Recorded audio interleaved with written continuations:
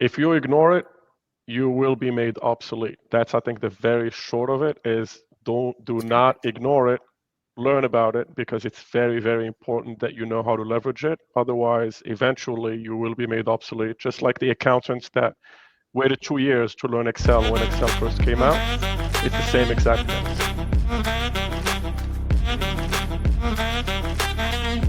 I am thrilled to be speaking with Chafik Abdellaoui. I am just meeting you for the first time. I've been following you on LinkedIn. I just think we're very aligned in how we look at the future of work and working with people. So I'm thrilled to kick off this conversation. Welcome to the jungle, Chafik.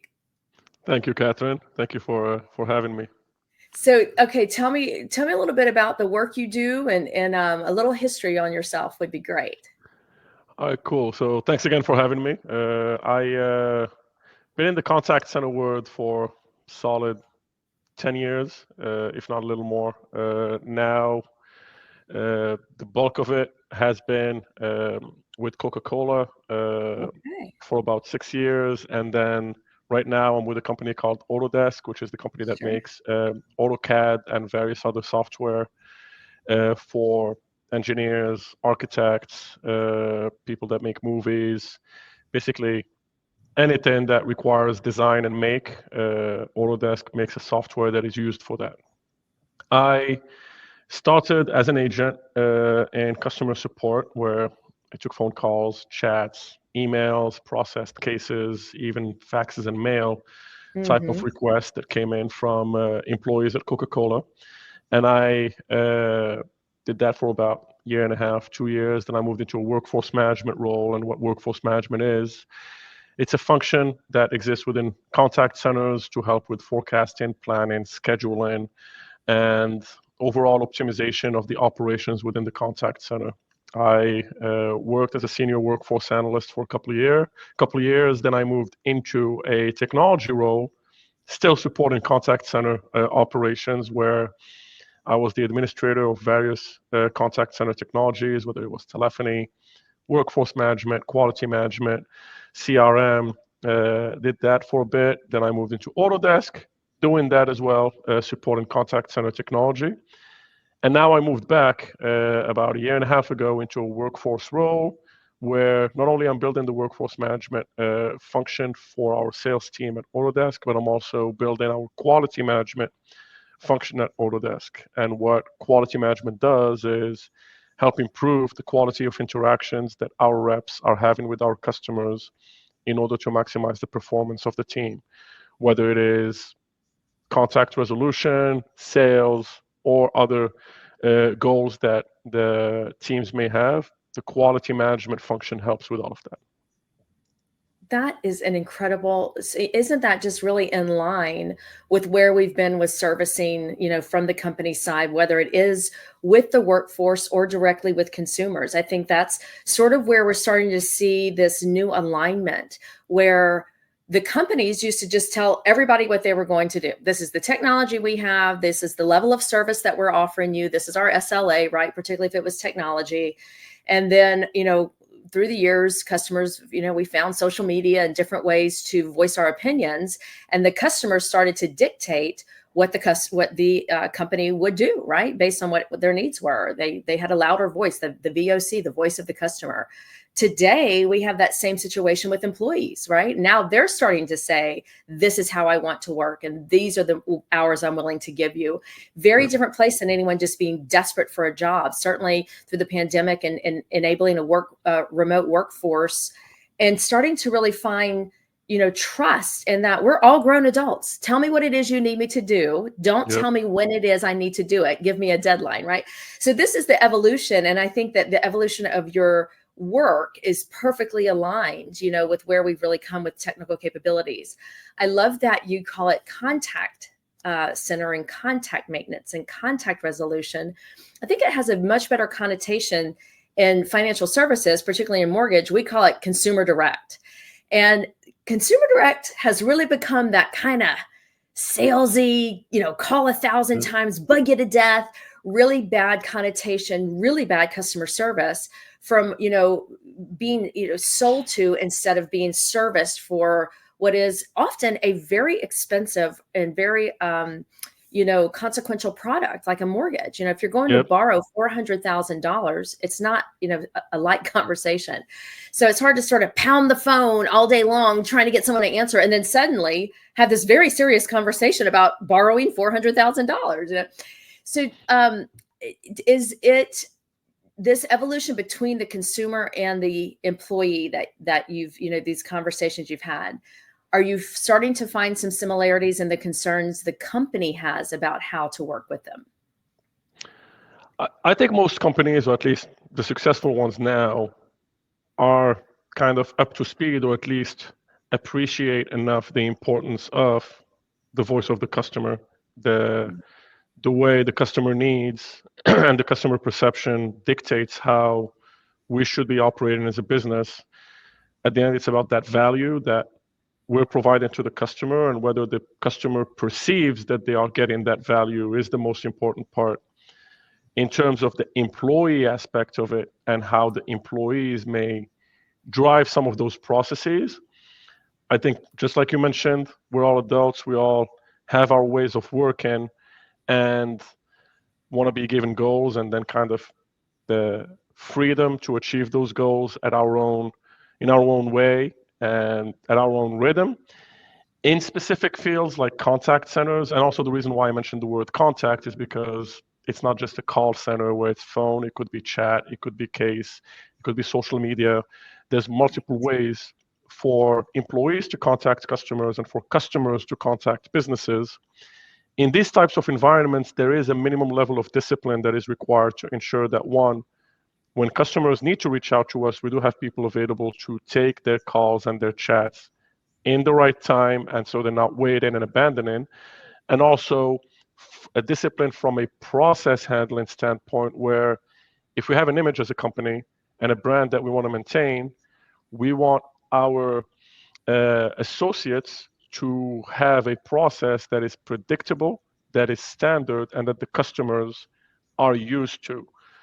Today, because it goes back to that voice of the customer, like you mentioned, people are used to the Amazon, the Walmart, and those types of services where it's quick, where it's cheap, where it's easy, and if they need their money back, they get it right away, where somebody will always be available to help them if they need support. So there's companies that have set the bar for everybody to follow, because that's just what the customer expects. On the employee side, if you want to meet what the customer expects, there is a certain level of discipline that is required in order to achieve that. And that's, in addition to that discipline, the automation and the AI possibilities that are being added in 2023 will help us and many other companies achieve that. So I hope I kind of answered your question there in terms of expectations from the customer and from the employees. You nailed it, Chafik. You nailed it. And in fact, one of the main reasons I got in touch with you to have this podcast is because I love following you on LinkedIn. And you have a few posts. If you're open to it, I'd like to read the posts, one at a time, and then us discuss those a little bit, because the Leopard Job I started with is called the Work Platform. So WORK is an acronym for wealth, opportunity, responsibility, and kindness. And I believe that we're in a work revolution that, again, these grown adults, I don't care if you're 25 or 55, we all have a life. We all have a responsibility, to have an income, to be responsible to our families and society. And we should be respecting that enough to do what's asked to be done, or certainly, have the consequences of that. It would not matter if you were in an office and that happened, or if you were at home and that happened. You're responsible to produce something that the company needs. The difference is based on time. Some roles have, really require time. Chafik, I mean, if y'all are, if you're open from 8 to 5, and that's when the customer service phone lines are open, you have to man the lines, during a certain time. But if there's follow-up to that, if there is reporting that's out of that, that may not need to be done necessarily from 8 to 5, right? So that's where your business analyst sort of conversations are coming up. So let me go ahead and read this first one, because I think that this is where it's time for the evolution conversation to be had. It's not to scare people to death. It is to be honest. What I always say is tell the candle makers electricity is coming. It's coming, okay? It's not coming tomorrow, but it's coming. Okay, so here's your one of your posts. It says the future of most office/remote jobs is conversational. People will continue handling calls, meetings, instant messages, and emails. The revolutionary innovation, thanks to AI, is that all the information discussed during the calls, meetings, and instant messages and emails will automatically analyze and generate data entries, action plans, schedules, calendar invites, emails, presentations, even data analysis, ideas and insights, and much more. So you go on a little bit there, but that to me is a great example of how not to be scared of AI and take the minutia, the task-oriented stuff out of your daily work life to be more efficient. What do you see and how that might work, or are you actually using any of these things? I think a lot of companies are going towards this, and it just seems like the obvious next step here. Some companies were even trying to get this before AI with rule-based logic to figure out how can we remove the minutia from our frontline associates who are performing transactional work. The contact center world will, I think, lead a lot of these technology evolutions, because that is where most of the ROI will be seen, most of the gained efficiencies will be seen, and most of the cost savings will be seen. So today, imagine all the contact centers out there where people are taking calls, getting chats, getting emails, reviewing cases to either from a support perspective help customers, or from a sales perspective try to sell to existing customers and leads. All those people, in addition to having conversations with customers, they're also having to do all this other, if I may call it, crap of inputting information into the CRM and drafting follow-up emails and preparing quotes that they have to send to someone, preparing presentations that have to capture information that was discussed in a meeting and then sent to someone. And all of this stuff is time taken away from being available to handle the inquiry of another customer. So you could be missing out on a sale, or you could be missing out on a customer that is on the line waiting to be helped, and the customer experience is being degraded because they're waiting for somebody to help them, because that somebody is busy doing this stuff. So what AI is going to help with, and we're seeing a lot of it, and contact centers will implement this, is all this work can be automated, because now the machine is listening to our calls, is reading our emails, is reading our chats, is reviewing the emails that customers are sending, and already populating the CRM with whatever data needs to be populated, generating follow-up emails if needed, blocking time on the calendars for people to do specific tasks, linked to those customer emails or those customers' inquiries. And all of this stuff that the machine will start doing is time that will be given back to our reps to do what matters in a conversational manner, which is sell to customers if they're in sales, or help customers with their inquiries if they're in support. See, this is why it's exciting. It's incredible, because a lot of people like working with people. Thank goodness, right? Not everybody is, an introvert. There are a lot of extrovert people who need to work with people, and that's the part of the job they really enjoy. So if they are ever not working with people, they're frustrated. It's not their highest human potential. It's certainly not why the company really hired them to set meetings and follow up 14 times and figure out who needed to be on the call and, translate the recording or whatever it might be. So this is a really good thing. It is, however, true that because they're not so busy with everything else, we might not need as many of them right in the near term. And so this is where, again, it's a planned evolution, because just like I said, the candle maker thing, we still have candles, right? We romanticize the candle and we've made it smell good. There's still reasons to make candles. So it's not like everyone had to get out of the candle making game, but there are way fewer of them. And certainly it's a different product than it used to be. And that's where people have to start to think about, what is their exit strategy? What is it that they really want to do out of some new roles that may come up? And before I read your second of the three that I want to read, do you have any ideas about what new roles, even Autodesk, especially Autodesk, would need, because there are no AI experts out there, right? The IP, that the intellectual property that Autodesk has, the very internal knowledge base that still has to be dumped into the AI, it takes somebody with information. So are y'all looking at sort of internally transitioning people?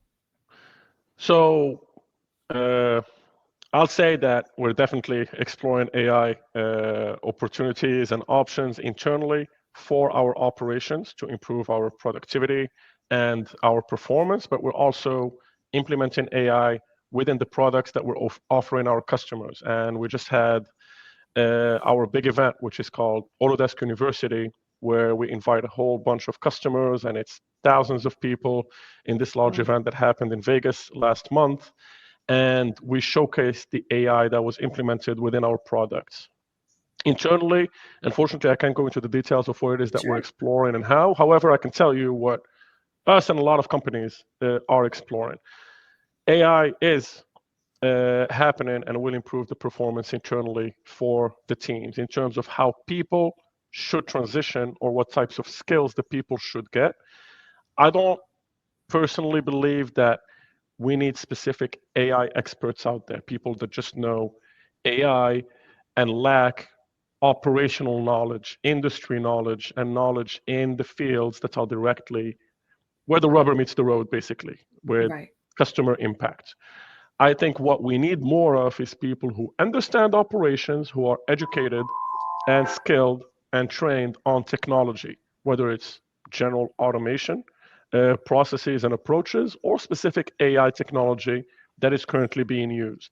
So for people to think about what the next thing is, and specifically going to the rep who is either a support rep or a sales rep, I think it is important that they continue working on maximizing their performance, leveraging technology, whether they do it individually by themselves or they use stuff that is scaled across their entire team. It is important that they continue showing that value, because what's going to happen, just like you mentioned, is because this minutia work is being taken away, less people will be able to achieve more than what they're doing today. And if you are part of the larger team, you want to be part of that lesser group that is achieving more. Means you want to be a high performer. If you are a low performer and you are lagging behind these technologies, unfortunately what's going to happen is either one, you will have to go find another job in a totally different field, or you will have to upskill. And that's why it's important that everybody is encouraged today to upskill, learn about technology, learn about AI and automation processes, because that's just something that will always be true in business.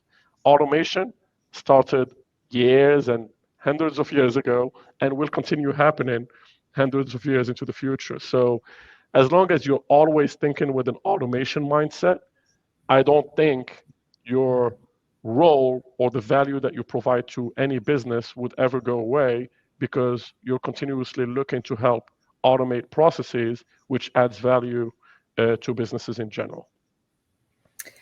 That is just a really, really good way to put it. You know, when we think about the fact that even just, I always say, if technology can, it will. And because of AI, it's exponentially faster, you know, than just say rules engines, like you were saying, or that sort of thing. It's exponentially faster because there is an underlying intuitiveness to it, to where, like you just said, you don't have to actually be an AI expert. Using the tools will sort of self-guide you, and even, you know, write the emails for you, write the, you know, responses for you. So you're not really having to understand the AI. You are having to understand the tools you're using that use AI. But even though that is all possible and happening very quickly here, we still can only go as far as the customer is ready to go, right? Now, the customer in certain industries, certainly financial services, let's say, which has always been a little more laggard than something like Autodesk, that is, you know, they're more ready than we've been ready, right? They're more ready to transact and pay each other and, you know, take loans and credit cards and everything much faster than the companies have, particularly banks, let's say, lenders have come along and have been, you know, ready. But For other places, we have to make sure that, the customer is as ready as, very sophisticated technology would be there. So it's not a matter that, again, that we're rushing to get particularly salespeople, where there really needs to be a conversation still. That is also, there's just a trust factor still with what the AI is producing, where we very much need salespeople still. But salespeople using the platforms and optimizing their work through the AI will replace those that do not. And so I agree with you completely. It's just very critical that people dive in, particularly while it's very early. You don't even have an expert salesperson doing this yet, right? Just dive in. Don't be too scared. Even if we've been on technology so long by this point, but at the same time, change is hard for everybody, no matter what the change is. So don't be afraid to dive in. Yeah, people can't ignore it. If you ignore it, you will be made obsolete. That's, I think, the very short of it is do not ignore it. Learn about it, because it's very, very important that you know how to leverage it. Otherwise, eventually, you will be made obsolete. Just like the accountants that waited 2 years to learn Excel when Excel first came out. It's the same exact thing. So Excel comes out, you're an accountant, you learn it right away, you continue doing your job and you do it much faster. Excel comes out and you're an accountant saying, no, I've been doing this for the past 30 years, I can continue doing it my way. And within 2 years, you're rendered obsolete. I like the word obsolete. That is a good way to put it. Okay, you ready to hear the second post of yours that I love? Okay, and I'm surprising Chafik, FYI, so he has no idea that what I'm about to read. I have noticed this general passive-aggressive, fear-based response to AI from many people. If you spend enough time on LinkedIn, you would notice it too, unless you're one of those people reacting this way. It often goes like this. 1, show some kind of fake fascination or interest in the AI solution. 2, question accuracy or ability to make judgment calls or use empathy or other human emotions. And 3, raise a one-off situation, then ask how the AI solution would help. This response is generally fear-based and unproductive. As a change agent, and I really consider myself a futurist, but every role I've ever been in has been, to be brought into a company to be a real change agent, to either get them digital altogether or help them evolve, the industry at large evolve. Certainly in my most recent industry, mortgage, that is the case. The whole industry was going through what I really call a revolution for that industry, for sure. And the idea that they use technology in every other industry, right? All of the loan officers, all of the regional managers, all of the people who were very afraid of giving someone a link to apply for a loan. That was crazy. They took the applications over the phone, social security number and everything over the phone, right? They all would not go online and say, let me see if I want to find a travel agent to go buy an airline ticket, or if I should try to buy one online, right? They all just go buy and book travel online. We have all been through that evolution.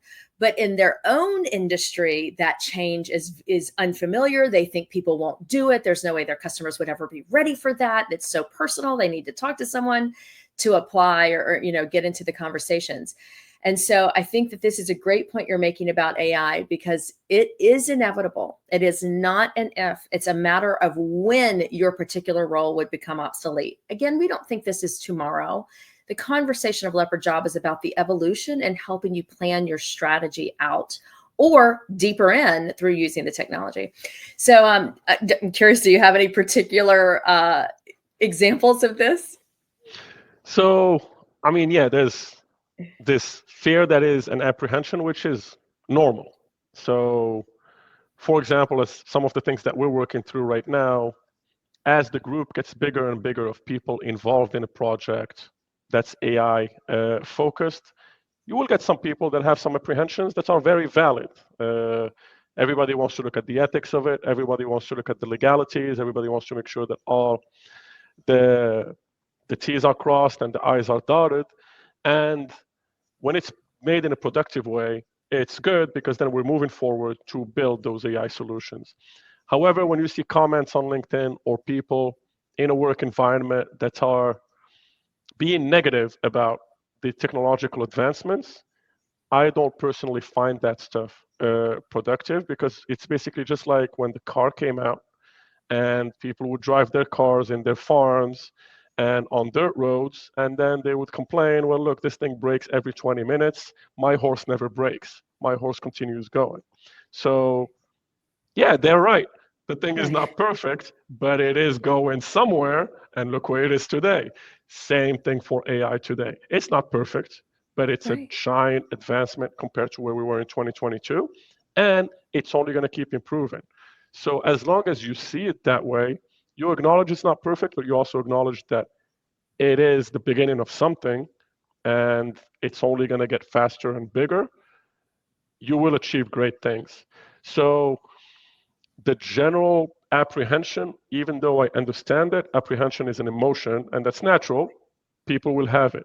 But what people can control is the actions they take after that apprehension. Mhm. And those actions is whether you embrace it and learn about it, or do this sarcastic, passive aggressive responses that are negative and that are fear based, and then not do anything with it, or progress your business, your way of working, or your products with it. You action, that's exactly the way to put it. That is the fear, right? That is the fear is I'm going to lose control. I'm going to lose my job. If you can get down to what is the actual fear of technology, it tends to be follow the money, right? The same reasons that companies would be diving into using the technology to save money, to have efficiency, to provide a better experience are the same reasons that employees are often so afraid of the technology. They're not going to need me. I'm going to lose my job. So this is an absolute inevitable, and it feels that fear like you're not the adult who has control of your life, but you have absolute control of your life. And we're kind of early enough in this game plan that this is not a decade out. This is not, in 10 years, we're, giving you this really futuristic perspective. In 12 to 24 months, everyone's, particularly white collar jobs, and just like you talk about the car, that started, when we started outsourcing manufacturing in this country, we really took a lot of blue collar work and we put it overseas, right? Furniture, textiles, cars, automobiles, everything.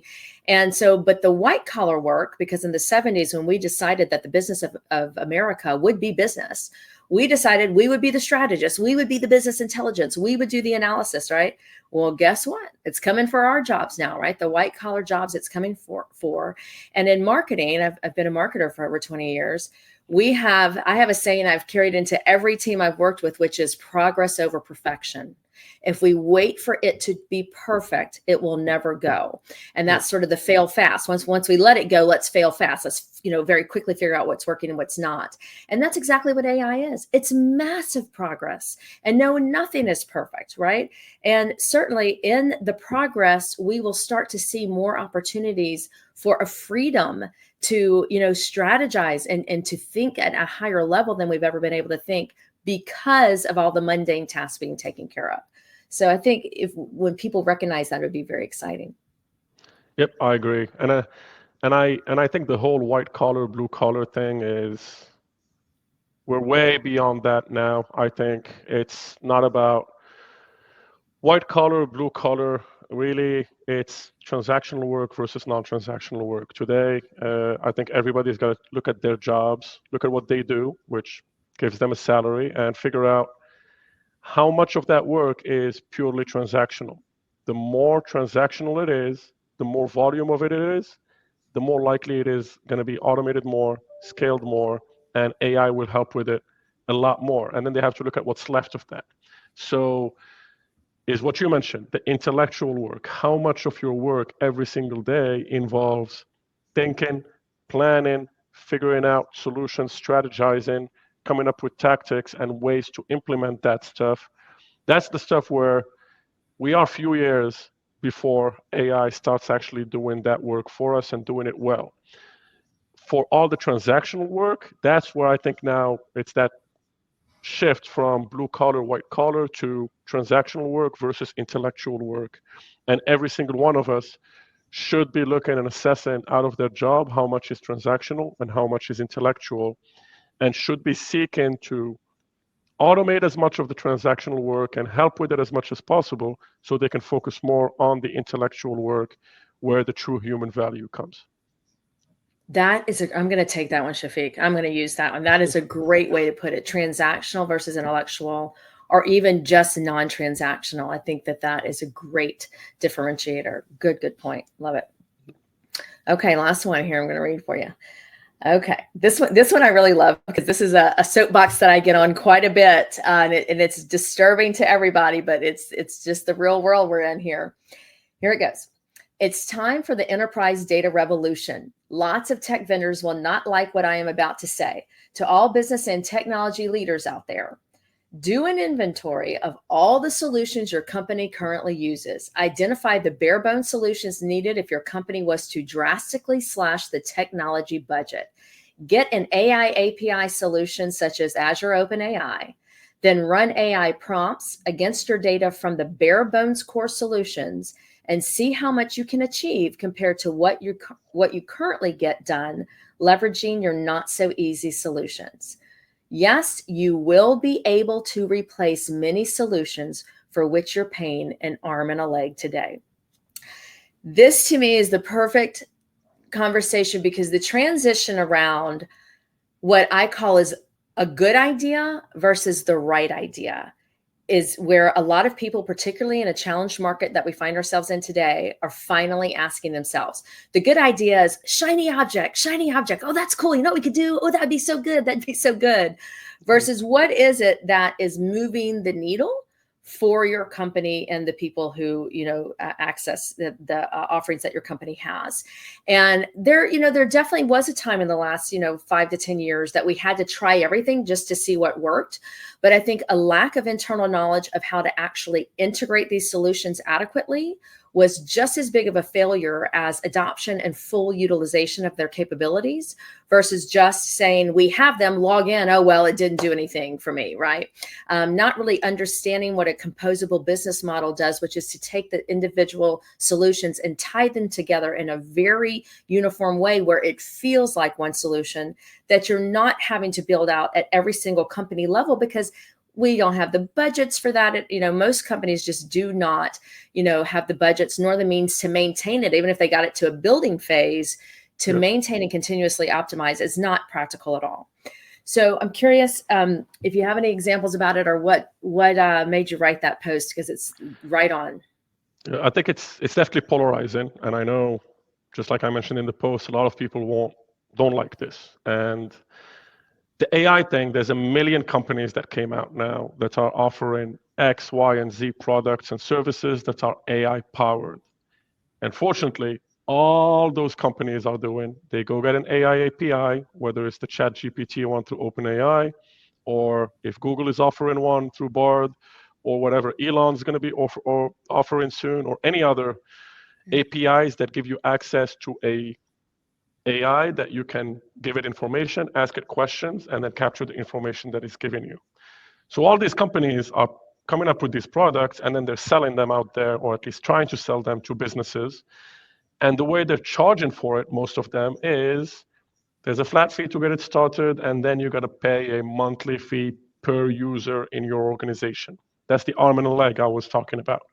Right. The work that those companies put in to build those relatively simple products can be done internally if an enterprise type of company wants to do it. A large company, a Coca-Cola, an Autodesk, a Walmart, or whatever wants to do it themselves. They have the data analysts and the engineers internally. It's possible, and they can build a lot of these solutions internally based on the data that they already have in their core solutions. So examples of what I'm talking about, especially in the contact center world, there's technology that does automated call evaluations. So all those technologies are doing now when they're trying to leverage AI is they're giving it call transcripts, chat transcripts, or whatever, then they're asking it a bunch of questions, and the AI is generating a automated evaluation. So to me, that shouldn't cost you $60 per month per rep to get that solution. That's just too expensive.